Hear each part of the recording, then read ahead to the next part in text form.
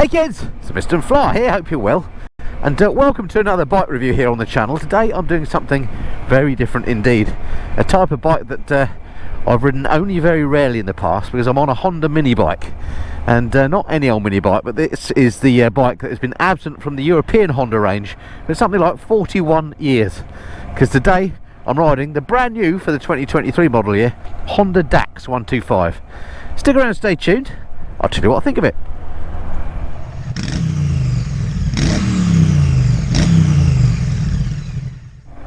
So the Dax 125 then, a hilarious looking bike. It's called a Dax because it looks like a Dachshund, or what we call here in the UK a sausage dog. There's even a little picture of a sausage dog on the side of the bike. It's a lightweight, fun bike, and well, it's just something very different. Before we get too much into what it's like to ride, let me just show you around the bike and show you some of the little design quirks and features on here. Well, the Dax is one bike that has design quirks and features aplenty, I can tell you. So let's take a little look around the bike, shall we, before we get into what she's actually like to ride. So here she is then, the Dax ST125, new for 2023. Yeah, like I say, something quite unique, isn't it? First off, the thing that I guess that distinguishes it from any other bike is this frame design here, and this is what gives it its sausage dog looks, if you like, and why it's called a Dax. The unique thing about this, I suppose, is that a lot of the wiring and cabling is actually hidden within that frame, as is the fuel itself, and that's so that's why it looks like that.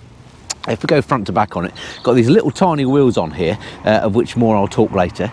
It's got really modern, funky looking lights on here. These are all LED lights on here now. It's got this lovely exhaust detail, which looks kind of Scrambler-esque on there. Lovely chrome finish, and I must say the fit and finish on this, even though it's a relatively cheap bike, this is classic Honda. It really does feel like a quality item. Foot pegs there. For the rear seat passenger, again we'll talk more about passengers on here later. Around the back end we've got those more of those LED lights. And the big seat flips up so you can put fuel in it, by the way.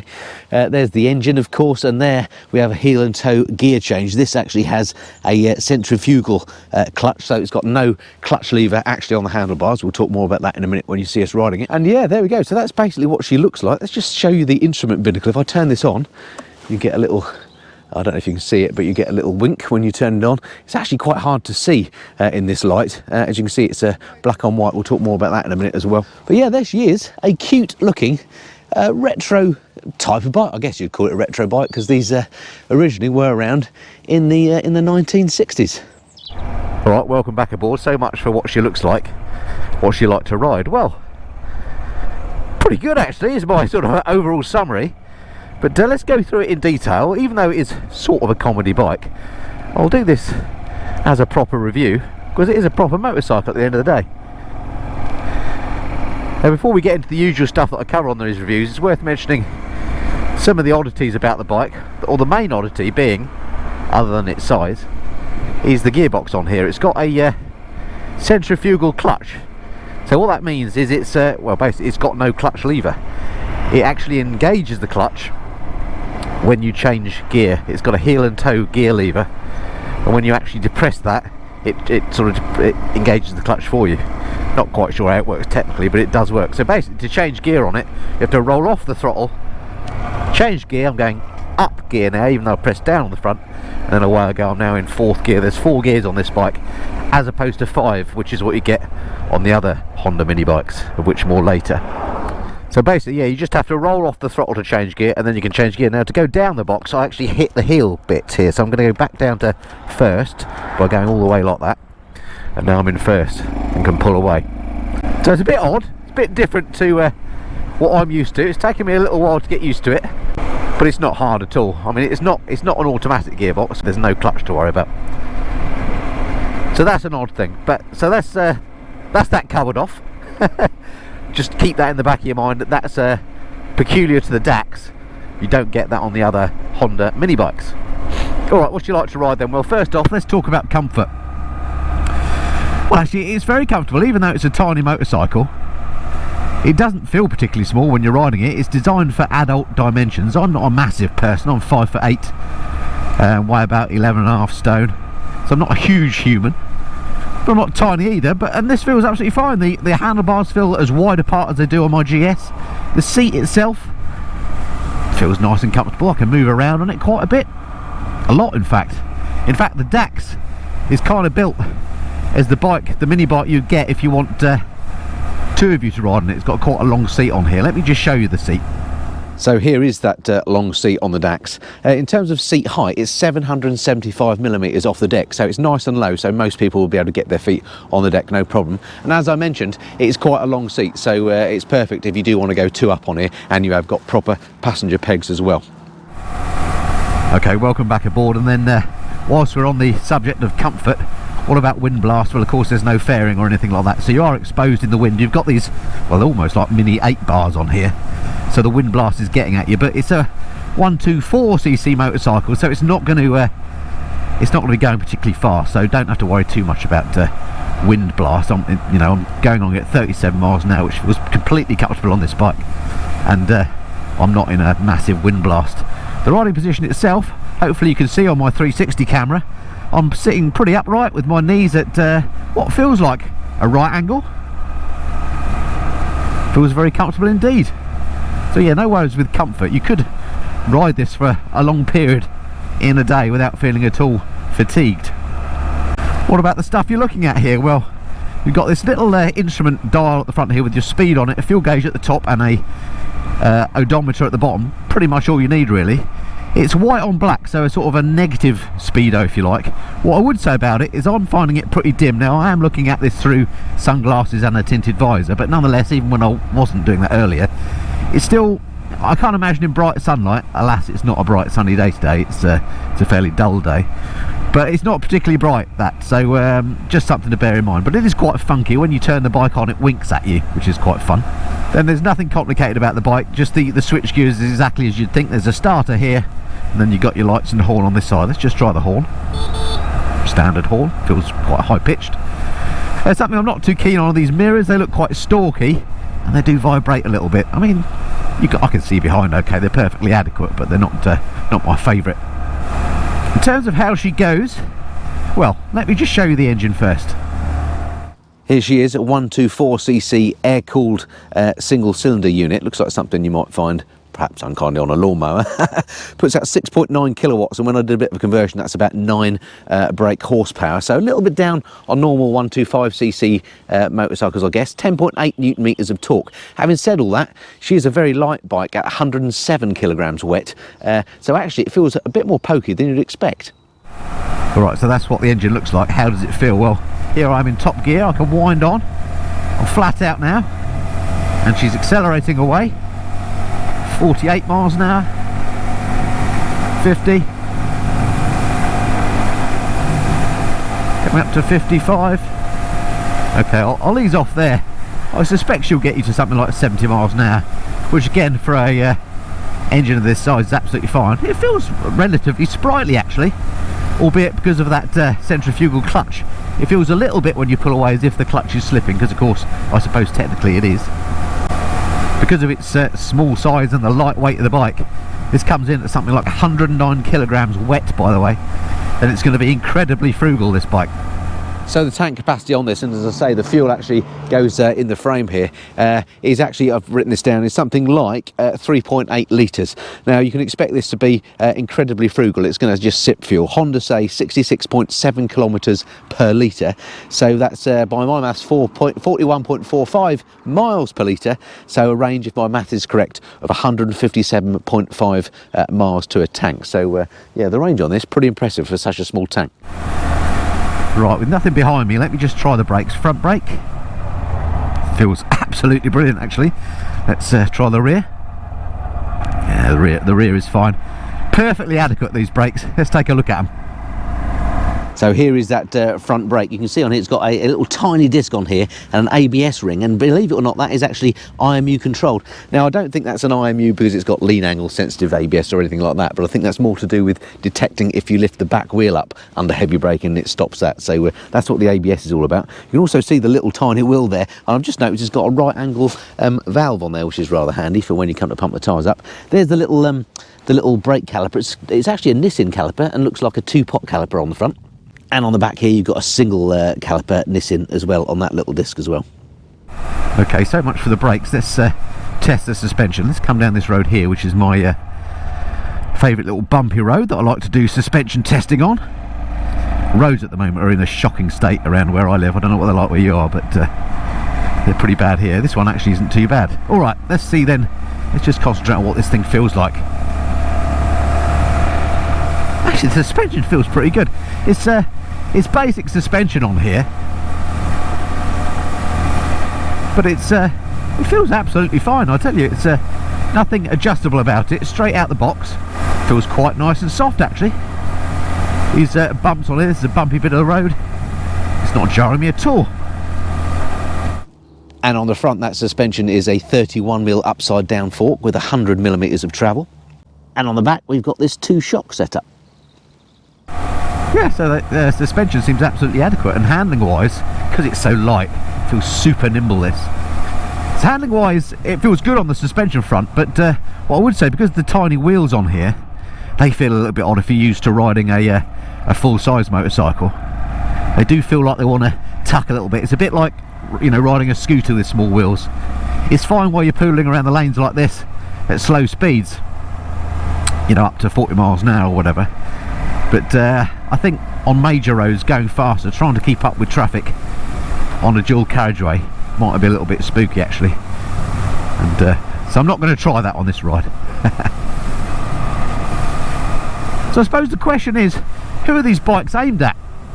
I mean, are they just comedy bikes, or do they have a purpose? Well, I suppose these bikes are aimed at anybody that wants, well, number one, urban transport would be perfect for that if you're in town and you just want to nip around and through traffic quickly, sort of thing you might use an electric bike for or something like that. But if you don't want an electric bike for some reason, then this is a perfectly good option. But what they became popular for in the 50s, particularly in the US, were with owners of RVs, recreational vehicles. So if you've got a big motorhome or something and you pitch up your massive van at a campsite and you then want to go out and buy something from the shops, then you've got no transport. I'm not used to this heel and toe braking yet. Right, let's get down. Let's get that heel bit down there. Get into first. There we go. I think I'm in there. Yeah, right, we're in first. Oh, bumpy there. Sounds quite good, this engine. So yeah, where was it? Yeah, so back to our American RV owner. So yeah, instead of towing a little car behind your RV, which just strikes me as being a bizarre idea, one of these in your in the garage in the RV, or even on a little trailer, would be perfect just to get you off the campsite. And that's, as I say, what they became popular for in the US in the 60s.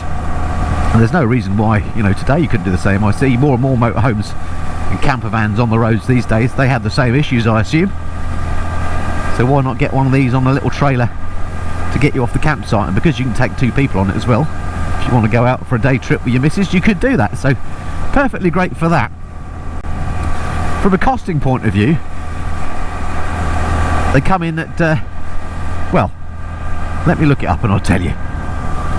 Alright, looked it up. One of these will cost you £3,749. So yeah, so for camping enthusiasts, that's an option. Or indeed the urban environment, or if you've just got some, or indeed if you've got a big bit of land and you just want to get around your own estate, if you're lucky enough to have one of those, it would be great for that. Or as like a pit bike, that sort of thing. So I can think of some use cases for it. Would I have one at the moment? Well, I have to say no. I mean, it is fun to ride. It's very agile. It's so light. And it does put a grin on your face for sure. But I personally don't have use for a bike like this. I'd rather have a full-size motorcycle. So as I intimated, the Dax is one of a number of mini bikes that Honda make. They also make the Grom, which is a sort of a modern looking mini bike, and the Monkey bike, which was the original. And I have got those bikes at home, and I shall be bringing you some reviews of those in due course as well. So let me know in the comments below which of those is your favourite, or if you're interested in Honda mini bikes generally, stick around and stay tuned to the channel, and I will be bringing you reviews of those bikes, as well as, if I get a chance, a comparison of all 3 out of the 3, which is my favourite once I've had a chance to ride them all a bit more. If you're interested in the kit I'm wearing, by the way, stay tuned till the very end of the video, because I'm going to bring you one of my fashion segments. I often get asked, what was that jacket you were wearing or whatever, and when I don't do a fashion segment, people say, what happened to the fashion segment? So that'll be coming after the end credits. Stick around for that if you're interested in the kit I'm wearing. What else to say about the bike? So I think the only thing to add about the Dax is that they come in red, this red colour, or grey. I think I prefer the looks of the grey one, actually. If you take a look at this picture, I think it looks quite good in the grey. And also, I believe heated grips are an option. I'd definitely have those spec'd up if I bought one of these in this country. So to summarise the Honda Dax then, what are my sort of closing thoughts after this first ride on the bike? Well, it puts a grin on your face, that's the most important thing. It goes better than I thought it would. I don't know if it's because it's a light bike, but it feels more sprightly than, for example, Mrs. Flyer's Suzuki, which is a full-size 125. That has a bit more brake horsepower than this, but weighs more. So it's a bit more sprightly than I was expecting, that's a good thing. It's more comfortable than I was expecting, that's a good thing. I find the gearbox a little bit odd. I think that's just a case of getting used to it, but I'm not sure why you'd want that over a manual gearbox, which the other mini bikes have. I do quite like the classic styling. It's got a sort of a retro vibe about it. It's very true to the original motorcycle, so I quite like that about it. It's not pretending to be something other than a Dax. In terms of the ride quality, it's actually pretty comfortable, and the handling's nice and light, as you'd imagine, but I'm not too keen on the feeling that the small wheels give you. Of course, you're going to get that on all the mini bikes, I suspect. I'll let you know when I've ridden the others. But it's got Honda's great build quality. I think the thing would run for absolutely ever. It's going to be as frugal as you like to run. It's just going to cost you pence per mile to operate one of these. And if you just want something for fun local rides, or with your motorhome or whatever, for those reasons I mentioned earlier, definitely worth considering.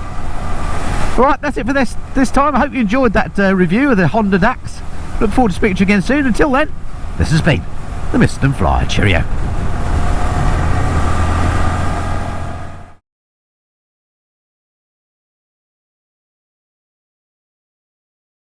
Alright, well, thank you for sticking around to the very end of the video and my now infamous fashion segment. I said I'll take you through the various bits of kit that you saw me riding in that review. So let's go top to bottom, starting with the helmet.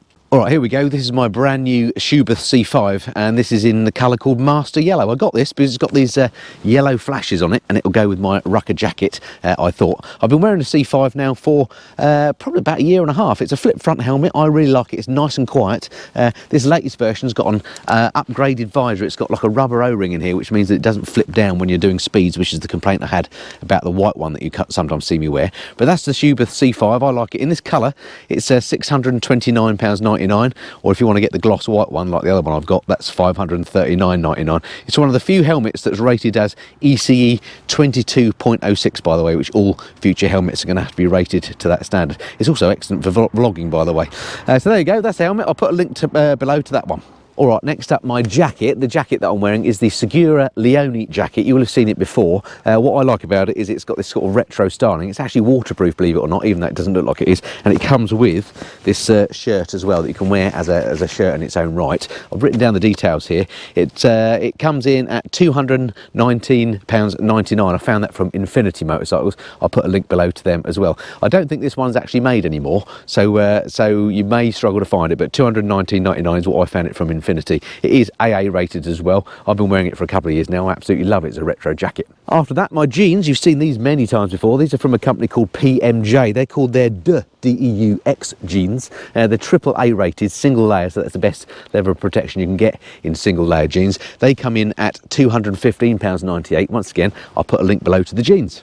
Right, next up, my boots. These are from Falco, and they are called the Casper full grain leather boots. Now, I love these. These are protective for motorcycle use in that they are CE rated, but also I wear these day to day just as normal footwear. They come in at £179.99, and once again, I'll put a link below to them. These are the gloves you saw me wearing in the review. These are also from Segura. They're called their Butch gloves. They're CE rated. They're made from goat skin. They are waterproof, as it says on them, and they come in at £84.99. Once again, link below to those. And then last but not least, my neck buff is from my website, www.themistandflyer.com. Cost you £8 for the neck buff. So that's it for the kit. The links below I put, by the way, some of those are what are called affiliate links at Sports Bike Shop. Now, I have nothing to do with Sports Bike Shop other than if you click on those and you subsequently buy something, I get a little bit of a kickback at no extra cost to you. So that would be brilliant if you did that. They have excellent service and delivery and returns. I'm a big fan of Sports Bike Shop for your kit. But of course, it's up to you where you want to go and buy them. If you want to find out where your local stockists are, then again, check the link below to bikerheads.com, and they'll in that on their website you can actually find out where your local stockist for all this kit is. All right, that's it for now. Speak to you again soon.